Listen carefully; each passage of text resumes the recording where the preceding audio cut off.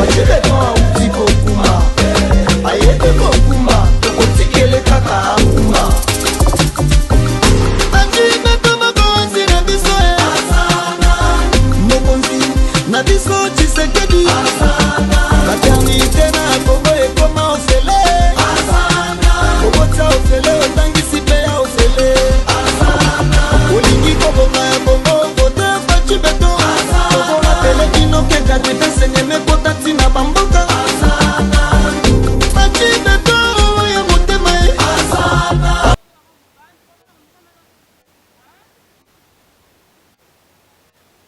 Merci. Bote mingi bandeko balangi ya émission Espace Bilembo. Émission lobelaka vision to visibilité ya chef de l'État. Awa tozana olo la province ya Olomami précisément na Kamina. Tokiti awa mpona kotala bilembo ya chef de l'État. Chef de l'État oyo azalaka na souci ya population alingi population vivre na condition malamu azoya awa na Kamina mpona kofungola oyo tobengi kofungola mai ya résidence population ya Kamina bamela mai na ndenge moko elongo bani mpe chef de l'État azali kotika bilembo toujours na Kamina oyo boza komona banzela na bilili tout de suite kaka sikoyo toza kolanda tout de suite toza kolanda ngo sikoyo na bilili ndenge chef de l'État Antoine Félix Tshisekedi fati beto na mosala oyo azali kosala oyo azalaka na souci ya population alingi ke population a vivre na bacondition ya malamu amela mai malamu mai oyo tobengi l'eau potable banda kala na mboka oyo bato bamelaka mai oyo ezali l'eau potable ezali mai ya malonga te mai ezali komema na baforage yango chef de l'État abetise te abi ke population ya Kamina ya Olomami efu bamela mai oyo ezilongo bandi oyo ezali mai ya bopeto yango chef de l'État azoya awa mpona kosala lancement pour que population ya Kamina ya Olomami bamela mai ya bopeto mpe na soki wana te bandeko bomoni ngai nde natelemi awa na nsima na ngai natelemi art moko to ekeko moko ezali na nsima na ngai nazali kopesa ino signification ya ekeko oyo na nkombo ya Ilunga Mbidi oyo azalaki moko azalaki moluba ya liboso oyo na Congo azalaki mpe chasseur ntango toyokaka onga moluba kananga onga moluba mbuzumai onga moluba ya boyo yebaka ke moluba liboso ezalaki mese Ilunga Mbidi ye nde azalaki moluba liboso mpe azalaki chasseur yango oyo esalaki baluba nyonso te babima yango omoni basali monima oyo mpona kokanisa ye azalaki moko muleki liti baluba bengana baluba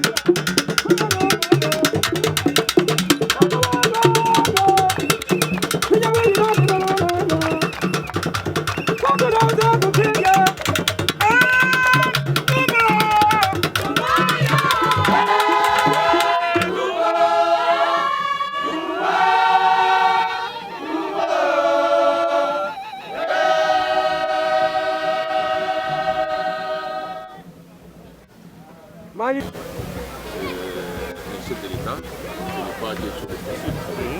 En tant que dirigeant, vous savez que nous sommes dans une firme parce que celui qui vient, c'est lui l'autorité suprême. Nous ne sommes qu'à miniature. Dans les pourquoi pour nous, nous sommes venus ici en tant que fils de cette province. Nous sommes venus dans une équipe de France pour voir ce qui se passe sur le terrain. Maintenant, nous serons organisés et puis après, nous allons attendre aussi pour attendre l'homme qui Dieu a choisi. Et les parlementaires sont toujours très satisfaits. Mais c'est l'unique province là où il y a l'unique langue qui se parle ici, les parlementaires et les français aussi. Vous allez voir quand même comment ce que l'État sera donc ovationné ici. Parce que si là où il est venu, c'est là où a commencé même le royaume de Louba. Tous les Malous vont venir. Donc c'est-à-dire c'est la terre des Inungambi. Vraiment dans la joie. C'est depuis lors de la campagne de l'année passée ou les années antérieures qu'on avait vu les chefs de l'État venant ici. Mais comme il nous avait promis que si je passais, je reviendrai. C'est pourquoi nous sommes vraiment dans la joie de les voir. Pas seulement les voir. On a vu tout ce qu'il a fait dans des provinces, d'autres provinces, mais nous voulons aussi que ce qu'il a fait ailleurs là, qu'on le vive aussi ici chez nous dans les Hauts-Lomami. Vous savez que notre province est l'une des provinces les plus bas et qui est tellement enclavée. Nous les remercions d'abord de voir ce qu'il est en train de faire. Parce que si aujourd'hui on a un peu les histoires qui commencent à venir un peu à moindre coût, c'est puisqu'il a réussi à nous réhabiliter les routes nationales numéro 1. Une grande joie, je manque comment même estimer ma reconnaissance de voir mon président arriver ici. Alors, c'est basé sur quoi ma joie? Premièrement, c'est pour d'abord, on entendait parler de beaucoup de bienfaits que mon président a fait. Et ces derniers temps, je me suis en train de les voir moi-même, constater par rapport à notre route nationale numéro 1, la construction de différents bâtiments de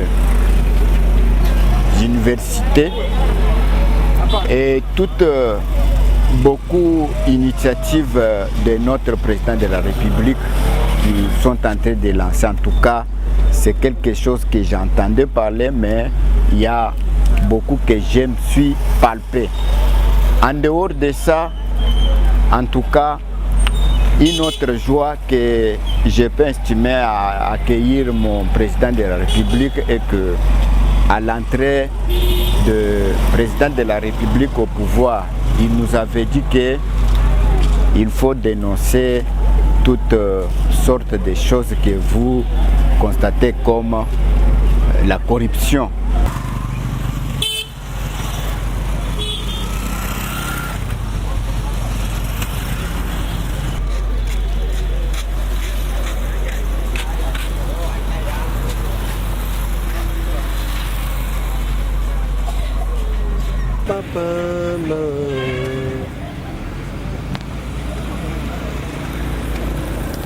Le CG Kabouya, Tala Moussala Ngoyo, IDPS.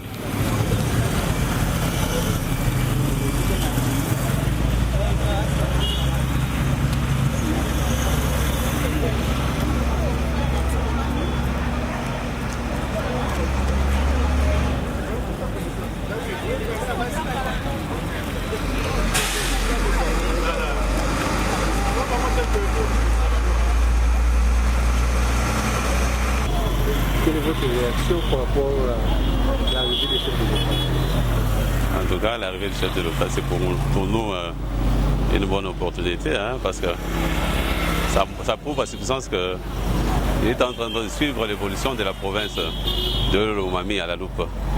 Donc, cette province est en chemin. Un peu ça. Vous écoutez même à Kiswahili? Ouais. Même à Kiswahili?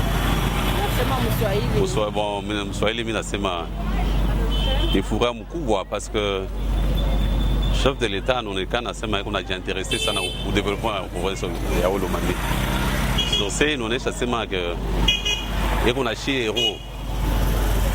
Le province iko na hero mwakili yake. Merci. Merci.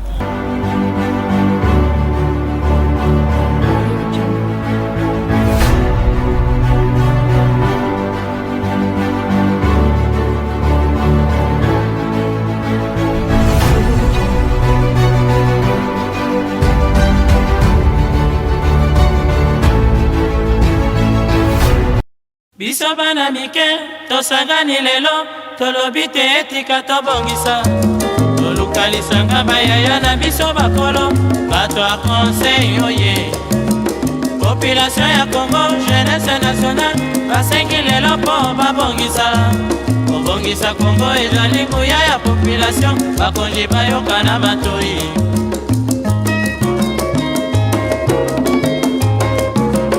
kobongisa mboka eponi motu te moto nyonso na mosala tolukaki lipanda tobongisa mpe yango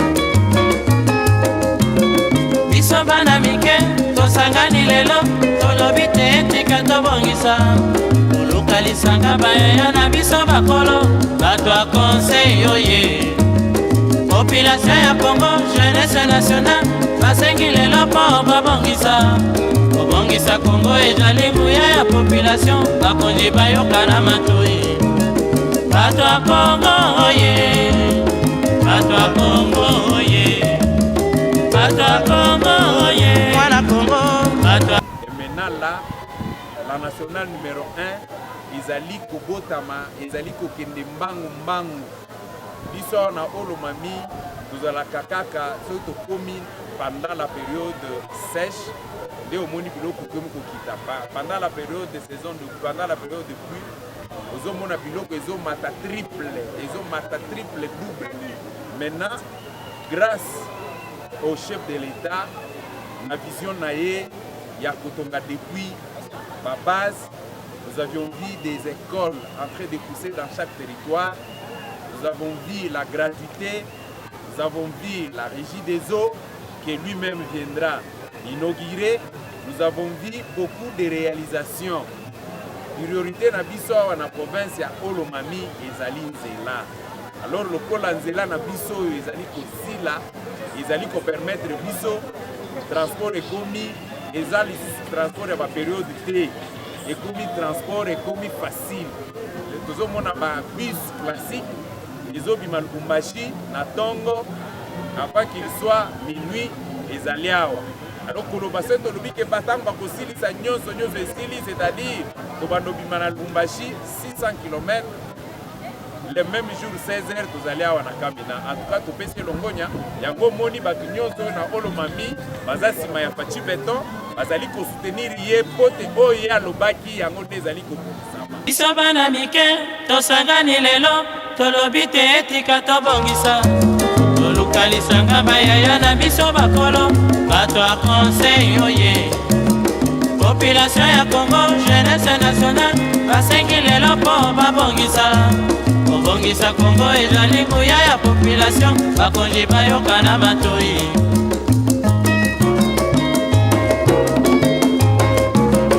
kobongisa mboka eponi motu te moto nyonso na mosala aha tolukaki lipanda tobongisa mpe yango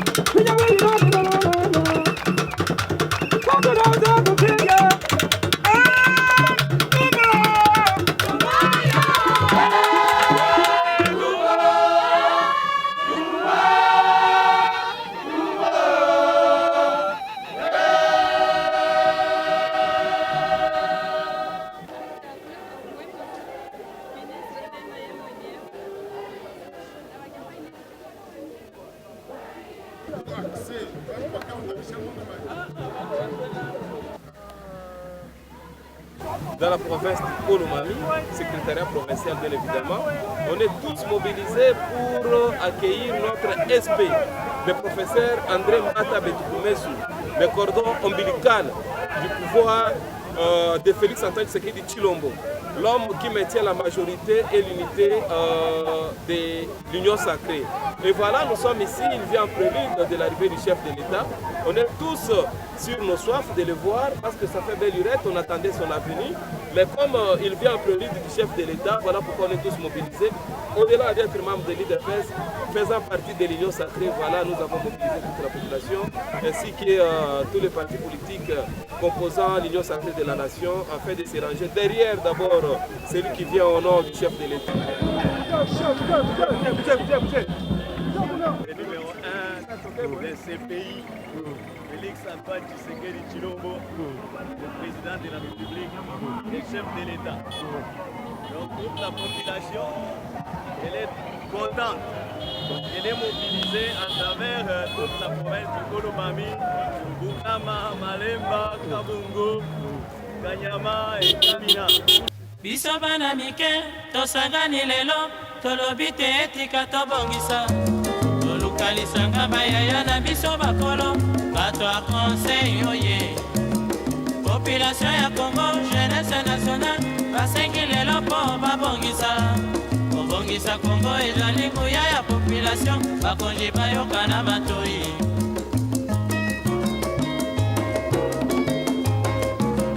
kobongisa mboka eponi motu te moto nyonso na mosala tolukaki lipanda tobongisa mpe yango.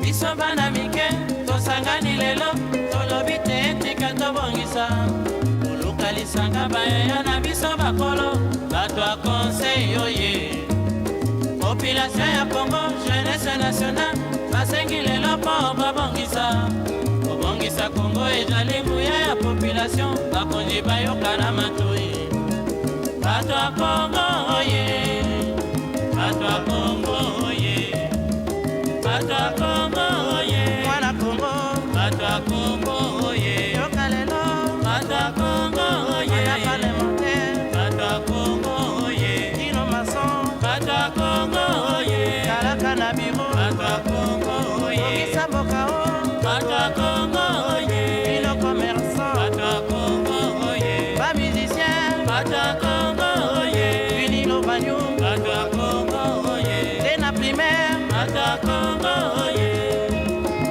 yeba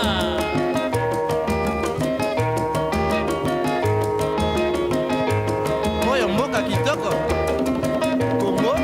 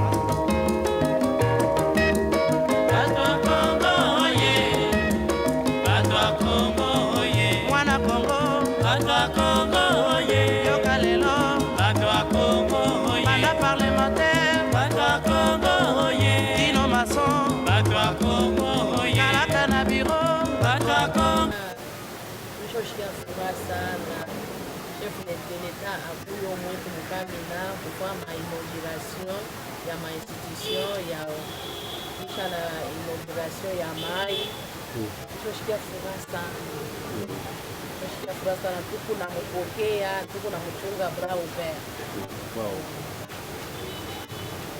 bra ouvert nous avons la chef de l'État oui donc on va se Mukamina bien ndio yangu ile kidogo mimi nasema kuna mchunga chef de l'État oui tu tayari kumpokelea hata balingaka musala le cantonnier de la République hata balingaka musala merci na chef de l'État mukoto mole fati be na biboy hata balingaka musala me ya yeleki Yaya leki. Depuis botiela biso Johnny cité boyo sala ni. Depuis botiela biso Johnny Banza.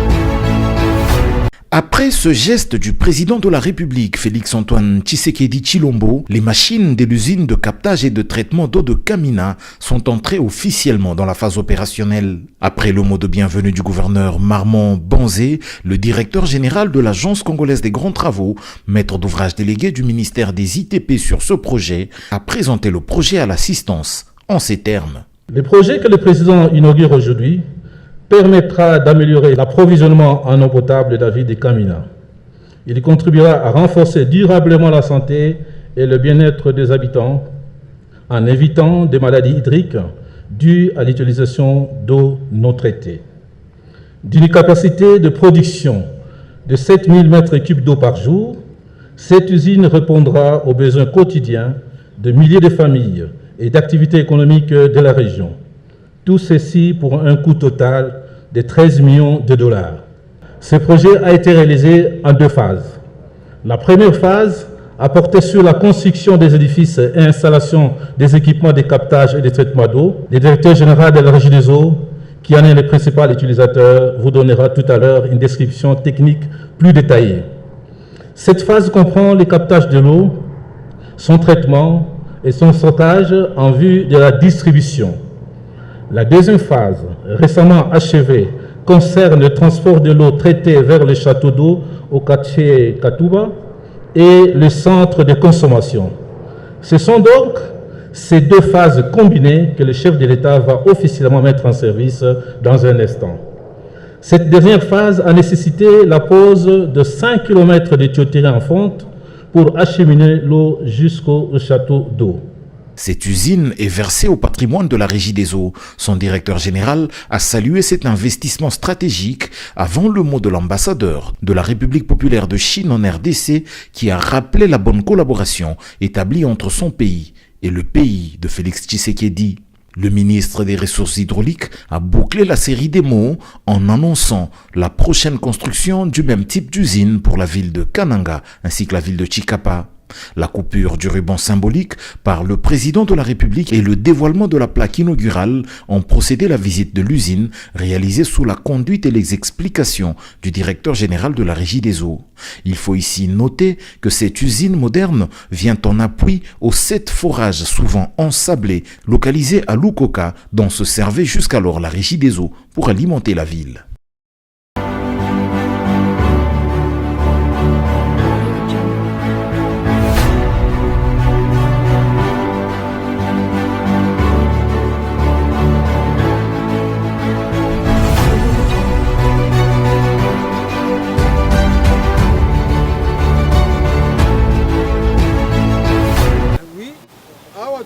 rond-point ya ilunga mbidi awa na olomami biloko bomoni ke bilembo ya fati ndeko sikola na bilili wana tokunda soki émission na biso bandeko oyo bakompanaki biso po bolanda bilili wana na bokebi biso surtout nde boza komona na bandako na bino ezalaki bongo Naxis HD mpe tobosani te le directeur Dieudonné Basunda toujours système ya accent oyo atikaka te mathématique eza kitoko tobosani te le directeur JP Kambai Bobala VIP alobi ke bilemo ya fati efo emonana na miso ya bato ero ilunga boss de boss ero ilunga boss de boss abi ke bilemo ya fati efo emonana partout tosuki wana te topesi njungu pati